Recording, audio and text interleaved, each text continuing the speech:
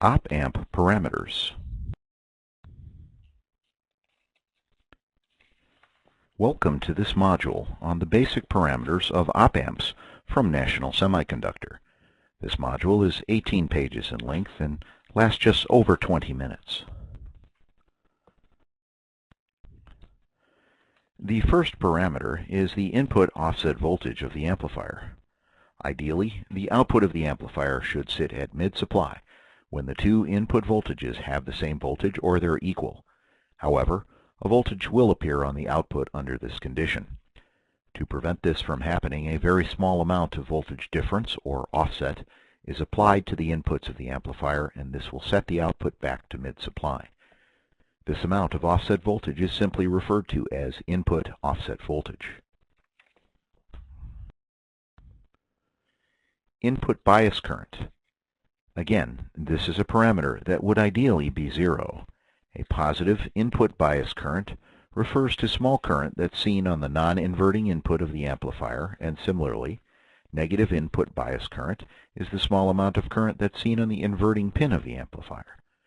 Input bias current refers to the average of these two values. Simply put, input bias current is the average of the two input currents of the amplifier.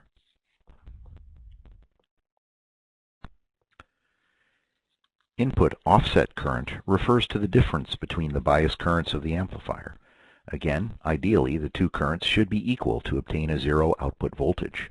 However, there has to be a difference between the two bias currents to set the output to zero. This difference is referred to as input offset current. Output impedance of an amplifier.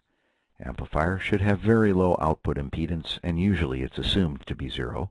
And in this way, op-amps will behave like a voltage source, and it will be capable of driving a very wide range of loads. The next parameter is slew rate. Slew rate refers to the maximum rate of change of the output of the amplifier per unit of time. Usually it's expressed in volts per microsecond, and it tells you how fast your output of the op-amp can follow its input. In the graph, you can see the output signal is slewing. The blue signal is applied to the input of the amplifier, and the red signal, or the output, is trying to follow the input as fast as it can, but it slews on the rising edge and the falling edge. There are two major sources of noise, and we're going to touch upon both of them very lightly, since noise is a very broad topic, and covering noise in detail is outside the scope of this presentation. Internal noise of an amplifier, as the name carries it, is caused by internal components of the amplifier, bias current, and/or drift. Noise, or unwanted portion of the signal, is usually amplified along with the wanted portion of the signal. Noise is always gained in the non-inverting configuration, or 1 plus RF over RG. There are certain ways that we minimize the amount of noise. One is to keep the feedback resistors as low as we possibly can, and also we can use bypass capacitors in parallel with the feedback resistor at higher frequencies. Different electrical devices and components, such as power supply or resistors, can be the cause of external noise in amplifiers. Engineers can use proper circuit construction to minimize the effects of external noise in our circuits. One way to achieve this is to use shielding around power supplies or reducing the resistor values whenever it's possible. Common mode rejection is a feature of differential amplifiers. Op-amps are amplifiers with differential input, so common mode rejection applies to operational amplifiers. Common mode signal is when both of the inputs of the amplifier have the same voltage, or they have a common voltage across them. Under this condition, the output of the amplifier should be zero, or the amplifier should reject the signal and not amplify it. Common mode rejection ratio, or CMRR, is the ratio of differential gain of the amplifier to the common mode gain of the amplifier when there is no differential signal on the input. As the graphics in the current slide show, we see that the differential gain of the amplifier is in response to the differential input signal between the two inputs of the amplifier, and the common mode gain of the amplifier is the gain of the common mode signal. Common mode rejection ratio decreases with frequency.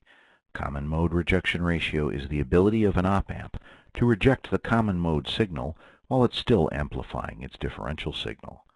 CMRR is usually expressed in decibels, and the two equations that we have here are two different ways to calculate common mode rejection ratio. 20 log of the ratio of differential gain to common mode gain, and or 20 log of the ratio of the change in offset voltage to the change in common mode voltage. Common mode voltage range of the signal. Common mode voltage range of the signal refers to the input voltage range for which the differential input pair is still within its linear operating region.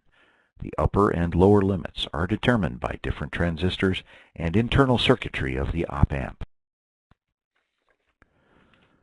The next parameter is power supply rejection ratio.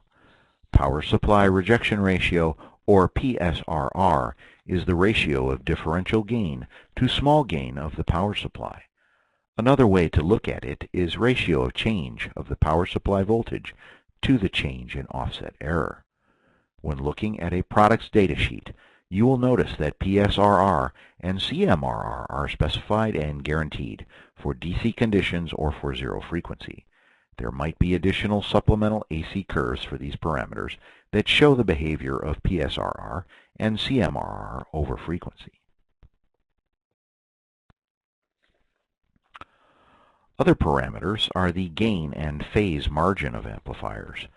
Gain margin of an amplifier is the gain of an amplifier at the point where there's already been a 180-degree phase shift, and if the gain at this point, at 180-degree phase shift, is more than unity, then the amplifier is going to be unstable. That's because once there's been a 180-degree phase shift feedback, it is actually going to be positive. In terms of decibels, that means negative gain is going to be stable at 180-degree phase shift. Phase margin is the difference between the phase when gain is unity, or 0 decibels, and 180 degrees. If at 0 decibels the phase lag is greater than 180 degrees, the amplifier is unstable for the reasons that we have just mentioned, because that would imply that the gain margin is positive. In this graphic, phase margin and gain margin of an amplifier is clearly stable. The gain margin has a negative value, and it is measured when there's been 180 degrees phase shift in the amplifier. The phase margin happens at 0 decibels, and the phase lag is less than 180 degrees. The next two parameters are actually datasheet limits that play important roles. The first one is absolute maximum ratings of an amplifier. As the term carries it, the maximum here refers to the maximum limits that an op-amp will actually be able to operate safely. If the op-amp is forced to operate under conditions that exceed the maximum ratings, there will be permanent damage to the internal circuitry of the op-amp. Absolute maximum ratings are usually mentioned in the datasheets. Next is the operating ratings of the amplifier. These are conditions under which the amplifier is functional. However, specific performance guarantees do not apply to these conditions.